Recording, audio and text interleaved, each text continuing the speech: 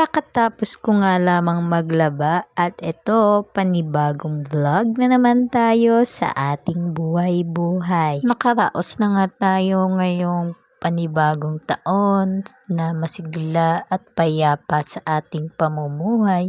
Panibagong kaganapan nga ito at ngayong araw ay tayo ay niyakag ng mga anak ko magpagupit dahil bukas ay start na sa school, may pasok na sila kaya kailangan na magpagupit.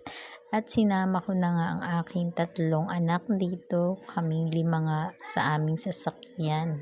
At makikita nyo nga nagtatalo-talo pa, napaka-excited nga ng mga yan dahil kanina pang 12:00 pagayak na habang ako ay nagsasampay pa sa nilabahan ko nung kahapon. Kaya medyo natagalan nga ang pag-aantay nila dito. Kaya ito, nagbiyahe na nga kami.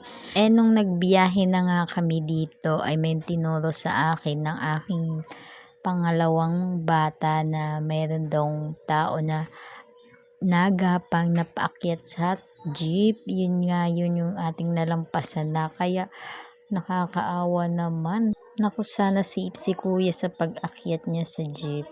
At eto, konting kulitan na at kami ay papunta na sa barber shop kung saan sila magpapagupit. Ay naku po, pagdating pa lang namin sobrang puno na. Pumasok nga kami dito para kami ay pipila dahil 2 nga yung gugupitan.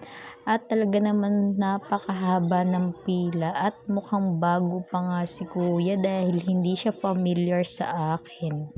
Kaya nagyakagan na nga kaming pumunta sa kainan dahil ito ang pinakamalapit at mas malapit din sa amin. Ay dito na nga kami kumain at nagkape ng kapeng barako. Ang sarap nga kahit sobrang dami pala ng asukal ay matapang pa din. Kahit nga malapit to sa amin ay first time din namin makakain dito. Grabe, ang sarap din pala. 99 pesos ang bawat plate.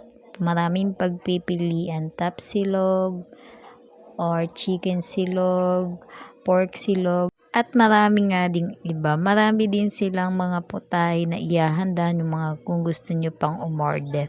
Pero itong na-order namin ay chicken silog at pork silog sa mister ko naman para familiar sa amin.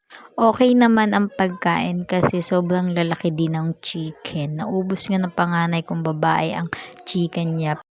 Doon naman sa aking pangalawang anak na lalaki ay hindi niya naubos kasi mukhang busog pa nga siya pero napilitan nga kumain at patikman nga yung chicken silog. Sa bunso naman ay talagang todo cellphone kasi nga kadedede nga lang niya, na dede pa nga yan, 3 years old pa lang. Kaya hindi siya makakain pero sinusubuan ko siya sa part na yan pero niluluwa niya dahil pag nabusog nga siya, hindi siya talaga makakakain. Balik ulit kami dito kapag may time ulit. Hanggang dito na lang. Bye-bye!